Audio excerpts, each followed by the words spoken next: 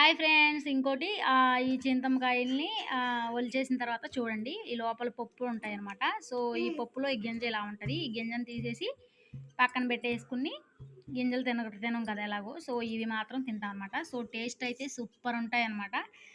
And ఇది మనకు only సమ్మర్‌లోనే దొరుకుతాయి కాబట్టి, సో, సీజనల్‌గా దొరుకుతాయి కాబట్టి ప్రతి ఒక్కళ్ళు తినొచ్చు. సిటీలో కూడా అమ్ముతున్నారంట. ఎందుకంటే ఎక్కువ రోజులు నిల్వ ఉంటాయి కాబట్టి చెట్టు నుంచి కోసినాక మన సిటీల్లో కూడా అమ్మేస్తున్నారు ఇవి.